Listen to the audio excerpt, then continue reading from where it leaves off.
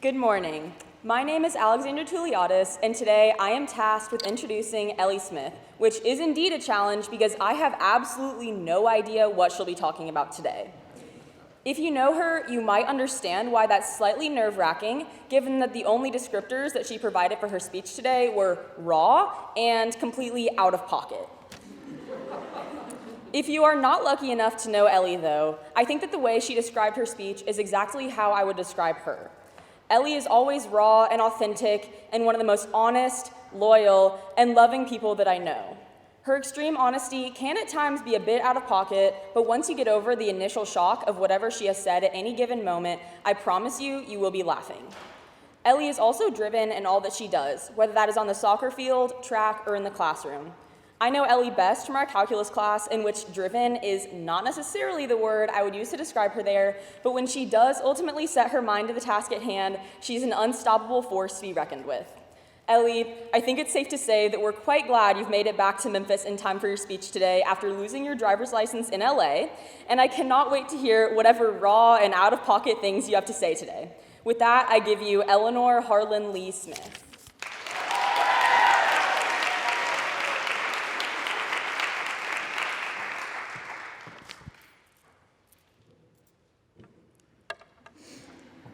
Out of pocket.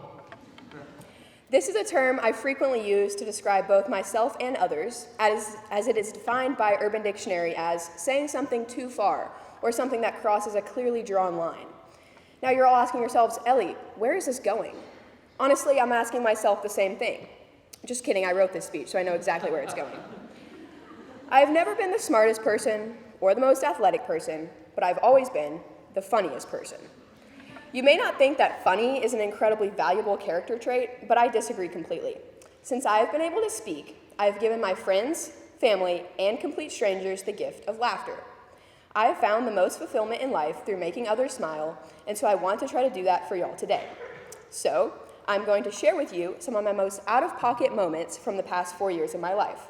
Well, to be honest, they're only relatively out of pocket because my most historic out-of-pocket moments probably should not be in a chapel talk. Anyways, let us begin. Picture 16-year-old Ellie, first day of junior year, sitting in Mr. Sohn's classroom. I had heard so much about Mr. Sohn, so I was a bit nervous as I wanted to make a good first impression.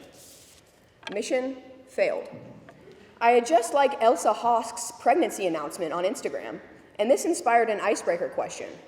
Though my mind told my mouth to stay shut, it didn't listen, and I blurted out, "Mr. Sohn, who's your favorite Victoria's Secret model?" He didn't answer the question, but rather looked at me and asked, "Who are you?" And that was the beginning of a beautiful friendship.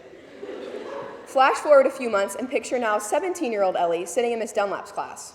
Now, this story I'm about to tell honestly still upsets me because I truly thought about the question before I asked it, and it felt appropriate in the moment.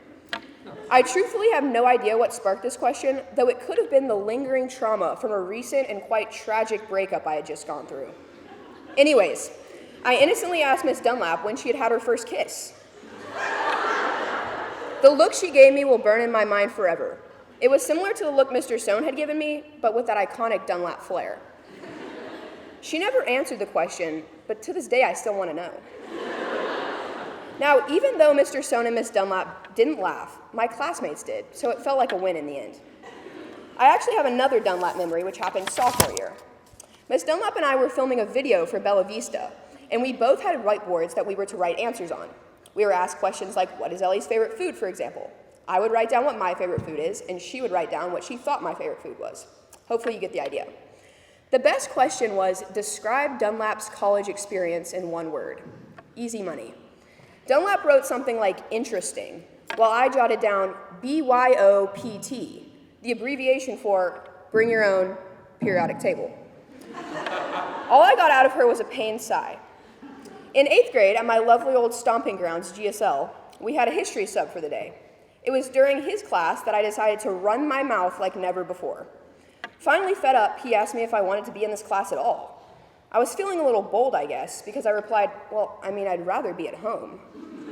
I sat in the hall for the rest of the period.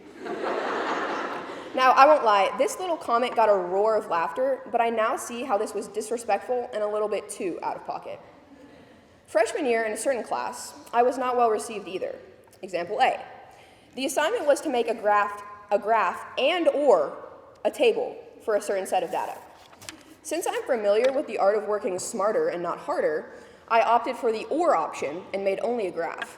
When I got the assignment back, I found that 10 points had been deducted from my grade because I had only a graph and not a table as well. I tried to explain to said teacher that the instructions specifically stated that I could do a table or a graph, as this is the definition of and or, but she argued that and or simply means and. Now you see, I didn't like this very much, so I did what any self-respecting St. Mary's girl would do. I sent an aggressive email. That email consisted of a screenshotted Merriam-Webster definition of the phrase and or. Let's just say, big mistake. If, after all those stories, you didn't laugh or even smile, come see me personally. I promise, one-on-one, I'm even more of a comedian. Regardless, though, I hope that the past 5 minutes have brightened your day, even if only in the slightest way. People often search their entire lives to find their purpose, but I can confidently say that I have found mine after only 18 years. I truly believe that I was put on this earth to make people laugh, and of course, to expose people to the best kind of humor, out-of-pocket humor.